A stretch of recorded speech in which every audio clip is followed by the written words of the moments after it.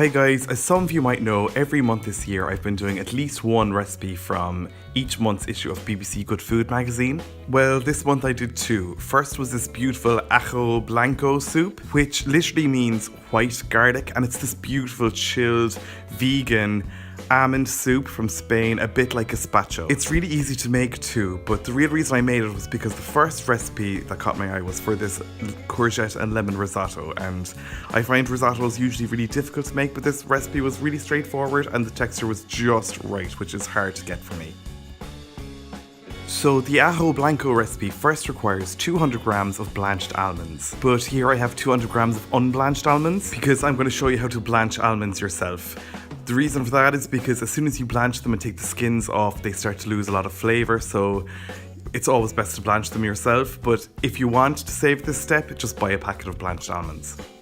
Start off by adding your raw almonds to a big pan of boiling water and literally just leaving them in there for 10 seconds before you take them off the heat and pass them through a strainer. Then you can add them to a big bowl of iced water to shock them and stop the cooking, or you can just run some cold water over them like I did. Then once they're drained completely, dry them out fully on some kitchen towel. Then really easily you should be able to squeeze the nuts out of their skins. No big deal at all, but this is 200 grams of almonds that you have to do, so that's a lot of nuts.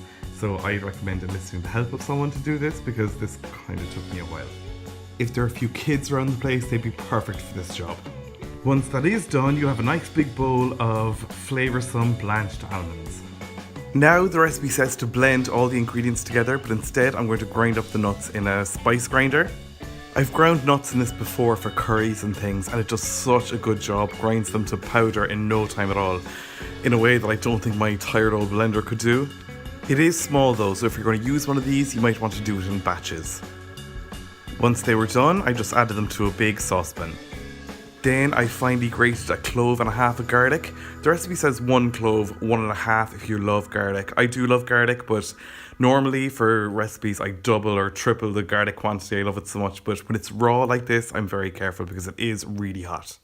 Add that to the ground nuts as well, followed by a tablespoon and a half of red wine vinegar, about a teaspoon of sea salt flakes, 350 milliliters of water, and finally 50 milliliters of extra virgin olive oil.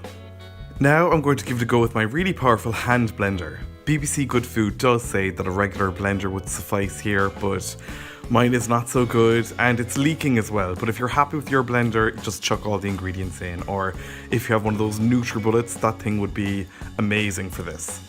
Now just decant into a jug and allow to chill in the fridge for at least a half an hour.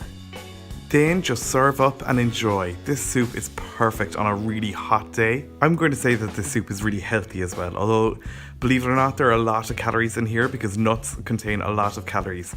That's because they're full of the healthy fats that you do need every day. I garnished it with a little sprinkling of coarsely ground black pepper and a 1980s swirl of extra virgin olive oil. This recipe plus loads more, almost 100 actually, are now up on my blog over at rookiecook.org, so check them out. Thanks a million for watching guys. I really hope you liked this recipe, and if you did, I'd love it if you hit the like button below and subscribe to my YouTube channel and share it with your friends on social media.